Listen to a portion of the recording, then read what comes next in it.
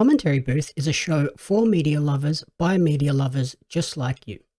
If you want to support the show, go to pariomagazine.com.au.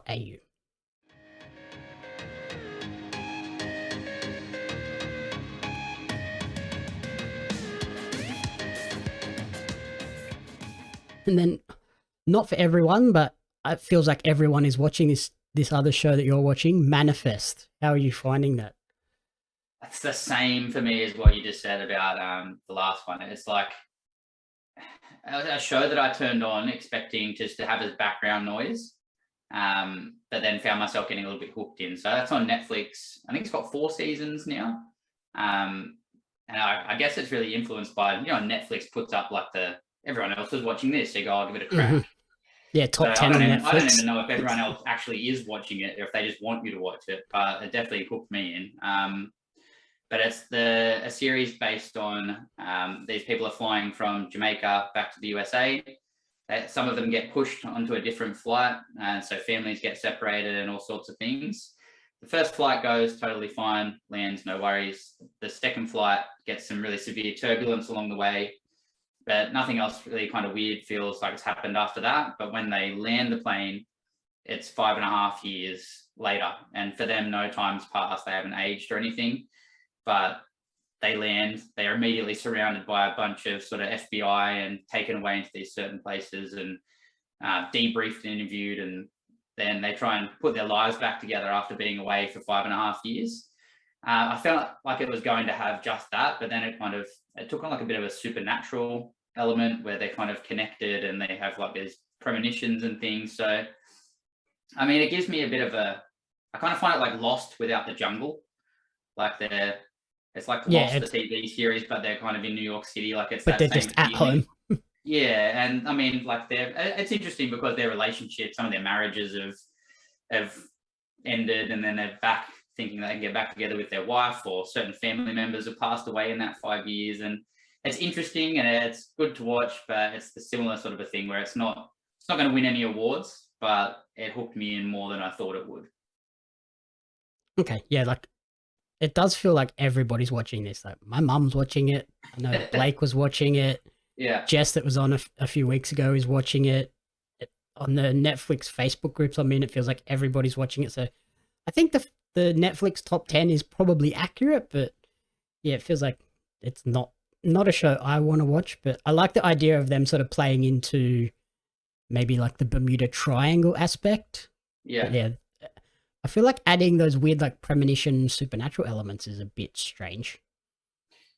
Yeah, I didn't see it coming, but it does. Like at first, I thought that I was like, "Oh no, don't do that!" Like the time travel was enough, but then I found myself kind of getting, I guess, sucked into the storyline of why is it happening, and oh my god, they just saved this person, and again, it was something that I found that at the start I instantly kind of was like you pushed away by, but then got sucked back into. So, I mean, if you're going to pull four seasons out of something that is happening like that, you can't really just have the one thing. I guess they've got to try and make it a bit more complex and link it all together. So yeah, interesting, lots of little twists and turns and stuff in it. It is a good show to have just if you've got nothing else to watch and you're kind of cruising.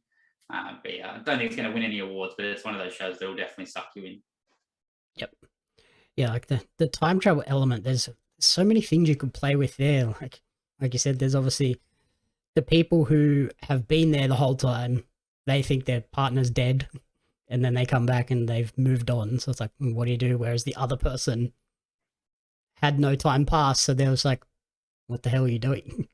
Yeah, they had twins that got separated, so they were like brother and sister twins that were exactly the same age, and then when they got back, one of them had aged and the other one hadn't. So you end up with like a 14-year-old and a 9-year-old. Yeah, wow, that's weird. Yeah, but yeah, like it sounds like it's basically just Lost, but in the city, not the jungle.